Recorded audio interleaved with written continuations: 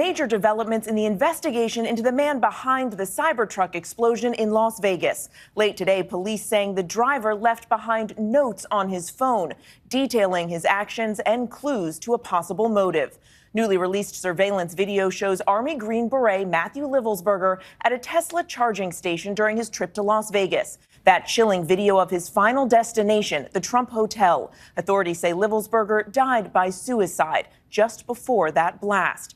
And they say in the notes he left behind, he railed against the United States, but he held no animosity toward the president-elect. And he wrote, quote, "This was not a terrorist attack. It was a wake-up call." ABC's Mola Lenghi leads us off in Las Vegas again tonight. Tonight, authorities saying the highly decorated Green Beret suspected of using explosives to blow up that Cybertruck outside of the Trump Hotel in Las Vegas left behind notes found on his cell phone, providing clues to a possible motive.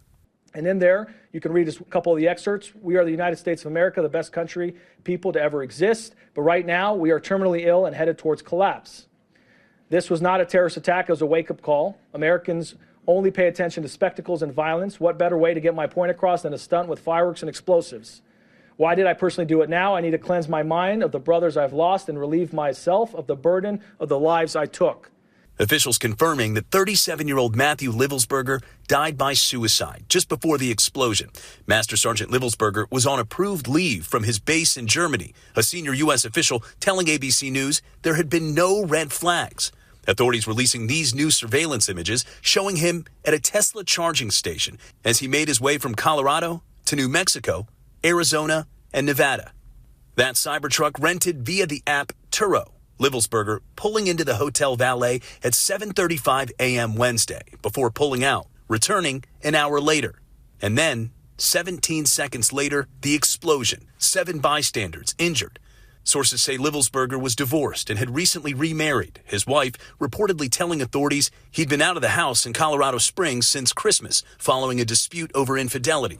And while investigators say they found those notes railing against the condition of the United States, they say the soldier held no animosity towards President-elect Trump. We've found that the subject held no animosity towards the president-elect. The Army indicates that he likely suffered from PTSD, and we are also aware that there were potential other family issues or personal grievances in his own life that may have been contributing factors. Investigators scouring the suspect's background. FBI and local police searching this townhome in Colorado Springs.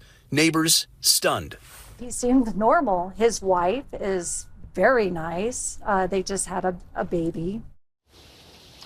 Well, Mary, late today, the sheriff here in Las Vegas saying they are aware of a podcast claiming to have a letter from Matthew Livelsberger mentioning recent drone sightings in the Northeast and claiming that he was being followed by federal investigators. Now, authorities say they're not 100% certain it came from him, but they do believe it did. Mary? Mola Lenghi with the disturbing new details tonight. Mola, thank you.